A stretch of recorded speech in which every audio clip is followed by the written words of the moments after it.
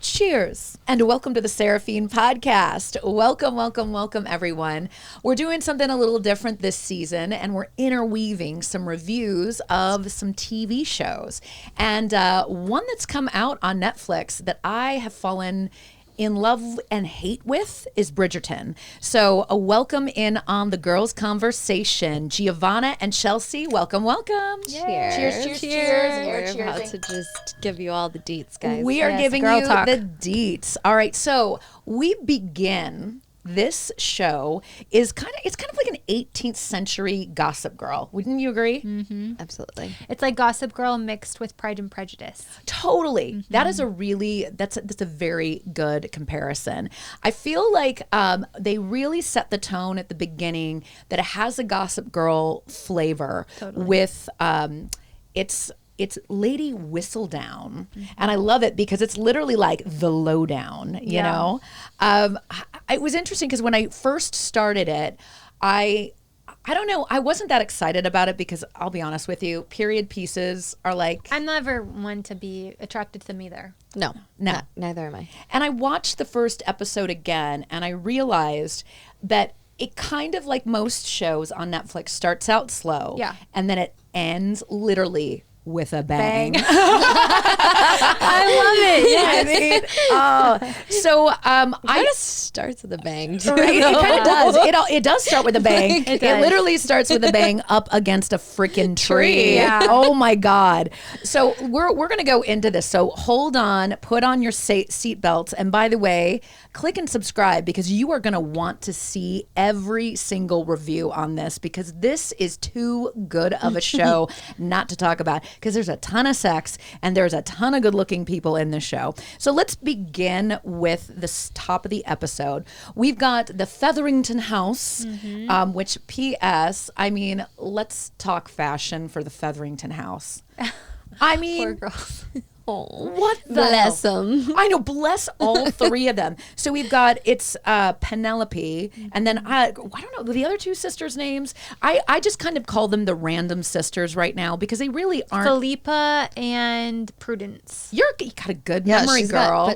All I remember is us calling them the two bitchy sisters. They're really not that bad. It's the mother. It is. Portia. It is Portia. And P.S. Another kind of fun little side note is the actress that plays Portia was actually one of the moms on the OC. So we've got a lot of CW kind of like throwback winks. Yeah. And she is a piece of work. She is. So it starts out, they're getting ready for this kind of season, the dating season. Yep. I feel like, I don't know, have you ever been in, like, the only things that are close to this now, maybe in this day and age, is like sororities, like, you know, when you're going to a date party. I think prom still, I think sometimes there's still traditions of like when guys ask girls. Did you guys ever have a season? I don't think Chelsey or either of us were sorority girls. No. A hard pass. So high school, did your high schools have any traditions or anything like that where you're like driving by and asking the boys to homecoming, like sweetheart dances or stuff? So the guys typically asked the girls in my school, and then we had this like...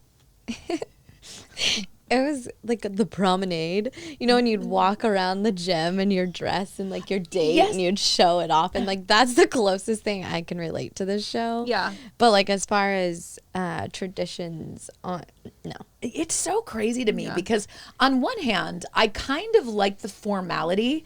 It feels very like, I don't know, like...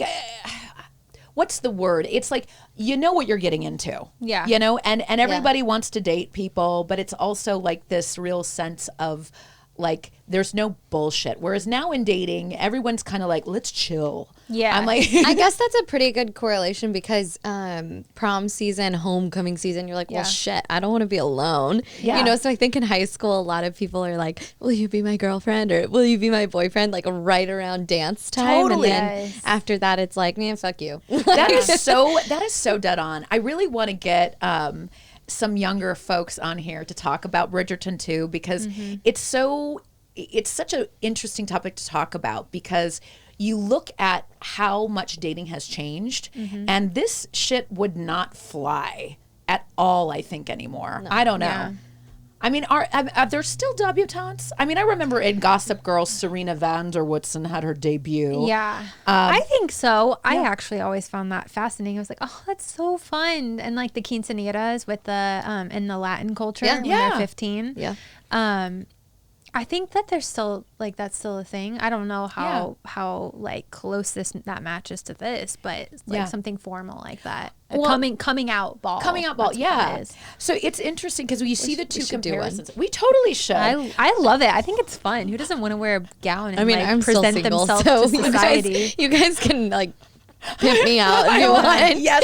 I love that. Give me the trial. I love that. As long as we're not in Kansas City, just take me anywhere else. Yeah. Well, it also cracks me up too because in this episode we see the Featherington girls getting so excited, and then like the Debbie Downer is their cousin is coming, Marina Thompson, and the mother kind of makes it out. So Portia's like, "Oh my gosh, our poor cousin. She's gonna bring down our status and all of this." And she walks in and she's basically like a like Zendaya's sister. Yeah. I mean, I was like, stunning. She's so beautiful. And she's not dolled up at all. It's just her natural beauty. And they're like so threatened by it. It's interesting. Again, I use the word interesting all the time because I feel like that moment in you as a woman, you would describe, we'd had that conversation about when you have friends who are like, you're so pretty. I want to be the most beautiful girl in the room. Yes. You know, and it's like, ugh. And you can feel that with all three sisters. You can feel that energy is so toxic. Toxic and obvious. Yeah, you can definitely tell when someone's like that. Yeah. So then we have the juxtaposition of the Bridgerton house, which is so cool. Like there's brothers and sisters, and they're all rallying around Daphne. And it's kind of cool to see. I mean, that's how I imagine the Caponetto family. Like when everyone's getting ready for like your sister Bianca's wedding. It's like I agree. I could totally see your family being like that. That's probably pretty good. Yeah. Like she's the Bridgerton house. Yeah. I mean, I totally feel like that. It's funny because I feel like one of the older ladies, like Lady Danbury, like I'd have the parties, but like it's funny to look at the characters and I wish I was Daphne. I was never fucking Daphne in my entire life. But as the episode kind of goes on, they're getting ready for their presentation to the Queen. And the Queen it's interesting. She is Black. And I mean, this is the one thing about the show that we'll probably talk about a little later on. I'd like to read a few more articles about what people are saying about historical frames of reference. We know the show's fictional.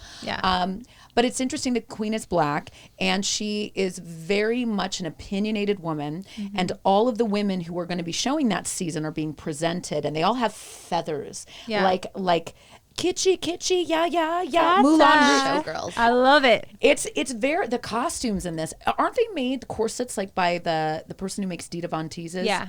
God, I mean, they're really beautiful. And Kylie Minogue. Yes. I mean, that's kind of over the top. And again, the thing that was interesting about this was they use a word that I think is so overused now, flawless. The Queen calls Daphne flawless. Yes. And, hashtag flawless. Totally. Hashtag flawless for Bridgerton. I think it's a weird feeling when you have that much pressure put on you. Yeah. When people are like, God, you're so beautiful, you're so nice, you're so this, and then you like either completely fuck up or I don't know, or it can kind of come across as fake too. What was your impression? Why do you think the Queen did the whole like you are flawless to her? Do you really think she believed it, or do you think the Queen's just kind of toying with people? I think she. I think she meant it. I think she meant it too. Yeah. I mean, she does kind of look like elegant and flawless in that moment. Daphne was presented in a way where she was just very like natural beauty. Her character was presented that way. Her attire was very angelic and ethereal and pure. And I think that was desirable. Yeah, and I think pure is a good word to describe that. Yeah, because they have to be basically virgins to get married. If they're not, then it has to be on the like very hush hush. Well, and speaking of non-virgins, Hell yes, with the Sienna and the whole Anthony up against the tree. My God, that would hurt. Right at the beginning. I mean, I was like coming in hot. Hello. I mean, it almost made me spit out my Dry Farms wine. And there's not a lot that makes me want to spit out wine, but that stuff was intense. I can't drink my wine. Yeah. I mean, so it's funny because Anthony he's kind of a little hottie himself. Oh, he's so hot to me. But that coif, that hair back in the day, that it reminds me of Chuck Bass. Remember when Chuck Bass first came out and he had all these like weird curls around? I was like, what the fuck is this? And it's like, no, it's actually a nod to this 18th century like boy who pins his curls up against his face. Yes. But he's still freaking hot. Sienna's really an interesting character. So she's an opera singer and she's kind of immediately kind of framed up as kind of the hooker. Yeah. And they pick a girl that looks like what I call, she's kind of unambiguously like ethnic. She's dark skinned. So she kind of looks like Hispanic or Italian. Yeah. And you can tell, like, they make it very clear throughout the whole episode that they've been having sex often. Yeah. And my first impression was she was kind of just a fling for him. Me same. I thought the same thing. Yeah. And we find out a little later that there's some more complexity to that relationship. Totally. So we have this real big juxtaposition, like from Featherington to Bridgerton to the pure and the hose. Yeah. And then we've got the very first dance. And the very first dance has got a lot of shit that goes down. So Chelsey, what did you think of what played out? Talk us through it. This was Lady Danbury's dance, and we haven't talked about Simon yet. Oh God, we haven't talked about Simon. But he's not there yet. No, he comes in. Yeah, he rides in on his horse before the dance. Yeah. Okay. But and he makes Anthony look. I'm sorry. Literally, like, sorry, oh Anthony. my Lord. Like, where can I get one of those? I think that the actor is French or something too. His name is French. I think he's actually, isn't he British? Maybe. His name looks His French. name does look French. But anyways, so I don't know if we want to talk about him. But we can do a little bit of both. Okay. I mean, we could do a 30-minute episode on him. I mean, I have to say that boxing episode or whatever, working out. Was like, God. Or part of the episode. I mean, when he makes the entrance in, we already know he's a bad boy because he's swigging from his little flask. Yeah. And he's meeting up with cool lady Mrs. Danbury, who's brought him up, she's kind of an aunt, but kind of not. And he's coming back. His father is ill, and he's kind of forced into the season. And you know he does not want to be a part of the season. He does not want to be married. Right. So he actually vowed to his dad, because he hates his dad, that he would never get married and he would never have kids. So this is totally not his thing. He's only trying to like please Lady Danbury, who essentially raised him. But the first party was hers. Yeah. Hers to throw. So he like begrudgingly decides to go. Is begrudgingly the right word? Yeah, it is. It's totally begrudgingly. He does not look happy to be there. No. And then, we see what I call the stage 5 clinger. Lord Nigel, was it Burbrook? Burbrook. He literally gives me the like heebie-jeebies. Yeah. Oh my God. Could you imagine being cast as Burbrook? Oh, I mean, this poor guy is like, I got Burbrook. I know. I'm the skis. Exactly. That's sad. He fits the part too. He really does. He literally fits the part. He does. It's hilarious. So he's like, he literally hones in on Daphne, and Daphne's got like all this confidence coming in, and then Burbrook's the one who's like, yeah. He's like the tongue guy. That's like how I feel like my life is.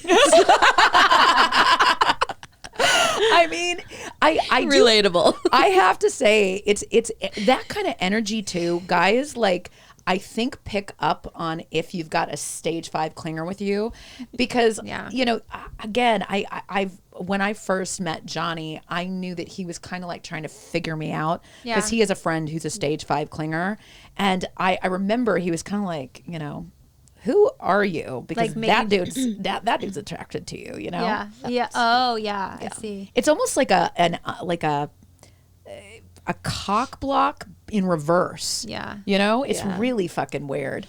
So then we see her literally freak the fuck out, and she's like, get me away from this dude. And then she runs smack dab into Simon. Yes. So G, I have a question for you. Have you ever been in a situation with a guy to where you thought he was totally hot and he has been like immediately like, oh, you love me?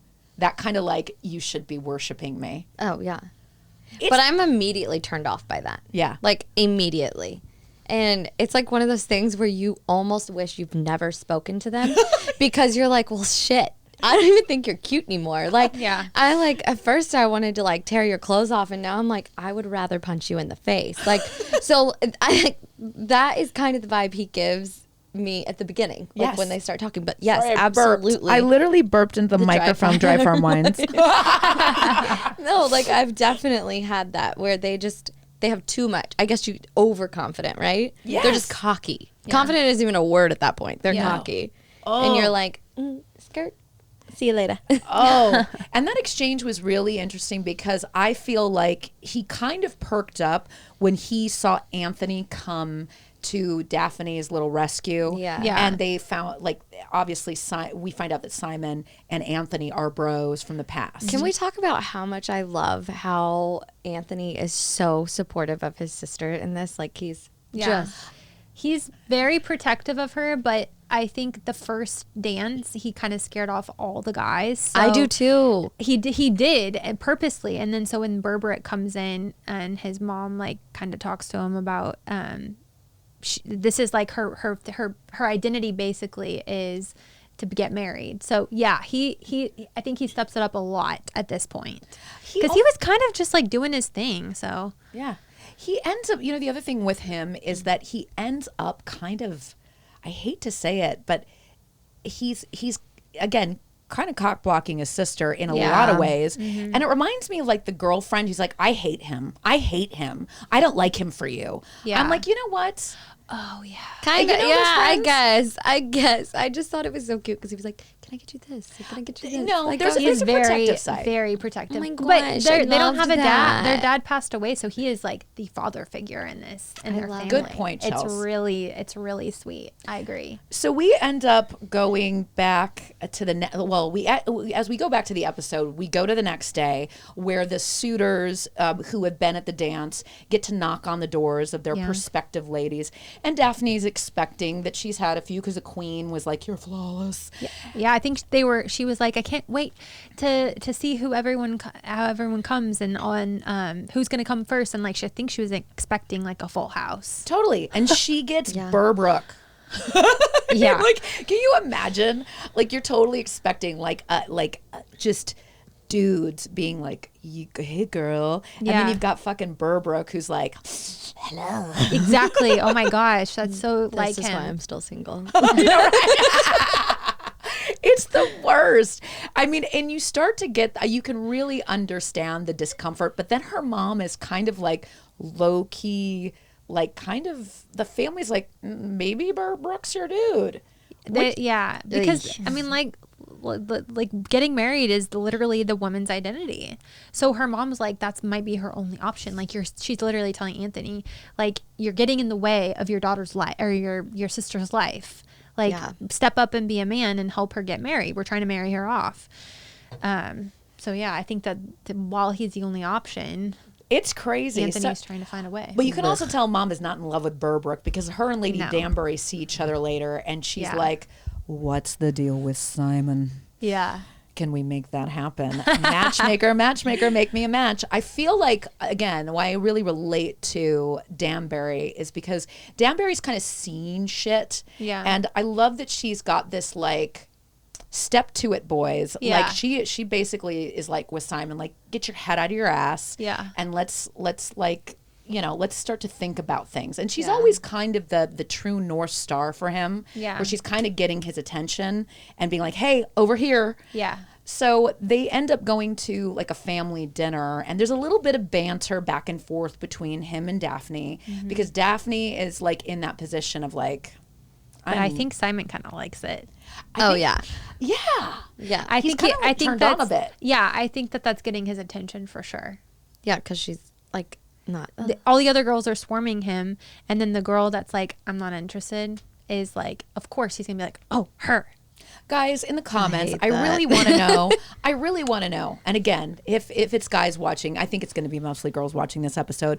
I'm so, and women too. Aaron, go comment. I know, go comment, Aaron. Aaron will tell us how it is. But women too, is that still like the hard to get thing? Do you think that really applies? I think it does to some extent. Obviously, I'm a married woman now, and if I played hard to get, my husband would be pissed. But I look at it. You mean now, at the beginning or now? Oh, now. Like I'm saying in the beginning, the thing is that I have to say I didn't play too hard to get with you, my husband. I was pretty much like ready to go when I met him. I don't know. We'll talk about it. I've played hard to get, and do you think it works? I mean, think of, you guys probably know who I'm talking about. Yeah. And I mean, I've played hard to get, and it's like I keep throwing him and he keeps coming back. Yeah. Like that boomerang will not stop returning. Yeah. And I wonder if it's more of a younger thing or if it's an older thing. I don't know. Guys, I watched something once and they said guys like to hunt. They're hunters. Actually, I think it was someone was explaining this. And that's like their challenge. Like they want to hunt you. They want to earn you. Yeah. So that's I think that is a male thing. I think it is too. But it also kind of bums me out because I'm like, am I hunted still by my husband? I don't know. Well, I think it's mainly I think it's at the beginning. It is. I don't think that's something that happens like I think it's until they get hooked. Until you're in love. Yeah. You know? By this point, I've been mounted. Ha ha ha. I've been skinned alive, and he's got my head on his wall. So I don't know. But as we wrap up, ha ha ha. I mean, I feel like we have more to talk about in this. We do. We've got so much to talk about, but we get to the dance. And P.S. How much do I love that they have like Ariana Grande's "Thank You" next I know in classical music. I love that. That little update is very cool. Yes, I do like I that. agree. Huge fan. You don't have to be historically correct all the time. No. And I like that. No, well, I think that music, I mean, it makes sense because none of it obviously is historically correct not none of it, but like, I mean, they're doing so many different things with the interracial couples, which they're trying to normalize, like what today's society is like in the classical. So I feel like it's so awesome. Yeah. I don't know that it's intended to be historically correct. No, I don't think it is. I don't think it is at all. And I think people who get too like stuck that. on it, and I think people who get too stuck on it need too. to take a chill pill. Yeah. I mean, we just came out of a year where, we're being corrected, and it's kind of nice to step into a fantasy world. Exactly. And be like, this would be wonderful if life was like that in the And past. I feel like they're really smart that I mean, obviously it was intended to be like that, but that was such a smart move by them. Like, they're just kind of throwing it in your face like this is going to be normal now. You know, like I like it. You know what's crazy though is they announced this in 2018. So they were ahead of the game with their cast, with the whole like series. I love that. I just got the goosebumps. Me too. I love that. I love that so much. Yeah. So Shonda Rhimes, is it? Yeah, Shonda Rhimes? yeah. She's the producer and like the woman behind this, and she's the one behind like how those shows on How to Win a Murder. How to Get Away with Murder. How to Wait to Get. And it's like like Grey's Anatomy too. I thought. Yeah, Grey's Anatomy and Yeah. what is that with Kerry Washington? Oh yes, the Russian one, right? No, that was not one. Where with the Kerry Washington. Sorry, I was thinking of. not Shameless, but Scandal. Scandal. Yes. Scandal. Okay. Sorry, I really went weird. I went with like an FX show, The Americans. I'm like Carrie from. No, it's okay. We're not talking about Carrie Russell. So I know, right? Okay, My brain went really weird. So we end the episode where they're at the dance, and Daphne actually goes to get a breath of fresh air, and good old stage 5 flinger. I mean, he does fling himself at her. He does fling himself. Lord Nigel Burbrook. Swing and a miss. Basically accosts her. Yeah, he's very aggressive He's gross, and dude. just inappropriate. And she tells him she's never going to marry him, and he basically tells her, "Yes, you are." Heck yeah. She's like, "I don't have a contract signed." He's like, "Well, I don't care." I don't know what else he says, but he's basically forcing her and telling her she has no option. Yeah, and he's making her feel like crap. Yeah. It's kind of like just. oh. And I love it. Me too. When that scene played and I was like, yes, the woman is the one that stuck up for herself. I love a good knight in shining armor moment. Yeah. But for that, I was like, yes. Did she punch him? Yeah. Oh, yeah. She knocked his ass out. I didn't remember if she punched him or slapped him, but she really literally knocked him out. That's so badass. And that's so interesting because it's going to correlate down the road of her future man's comes. And it's interesting because Simon comes in just when that happens. And I think he has mad respect for her left hook because he's a boxer. Yeah. And then I think that turned him on more. Heck yeah. I think she's just, pointing all fingers to herself. Yeah. Like, it's me. You want me. Blake Shelton. Unknowingly. When he's on The Voice, he's like, me right here. She's like right here. So then what ends up happening is that they make this kind of deal because they are actually alone in the woods. And this is a huge no-no. Yeah. I mean, huge no-no. It's like you are like making out and having sex and you are a hoe. It basically makes you back. like not pure anymore. If someone catches you with someone, like I think like the narrator, I think I might have been whistled down, but basically she says that if you are caught with anyone outside of people's eyes with a person of the opposite sex as a woman, like you're kind of like, you're not going to get married. Yeah, you're not going to get married. No one's going to want you. You're not good anymore, which is really like terrible. I think it's interesting too. So they have that. Yeah. So they have that little quick exchange. Yeah. I love it. Erin's like, hurry up. I want to get out of this episode. Running out of time.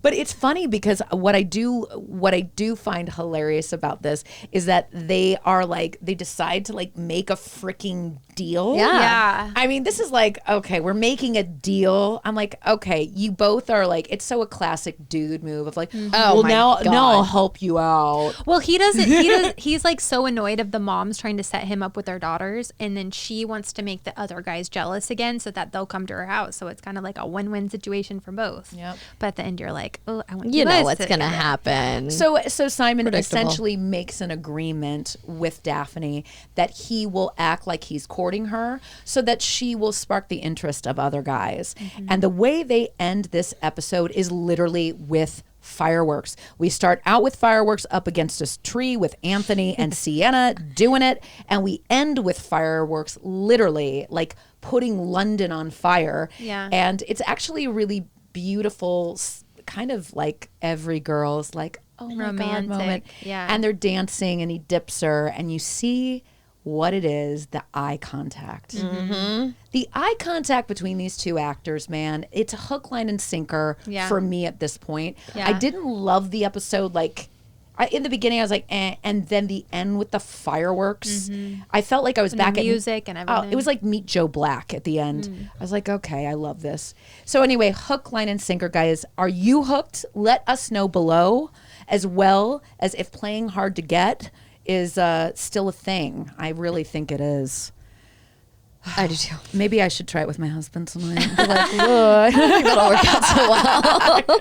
I love it. Well, thank you for joining us for another fun review. Bridgerton is going to be something that I think we all will like to dish. Dry Farms Wine, thank you for letting me burp into my microphone. Sugar-free. All right, almost sugar-free. See you guys later. Have a great time. Click like, subscribe. See you later from G, Chelsey, and Seraphine. Bye. Jinx.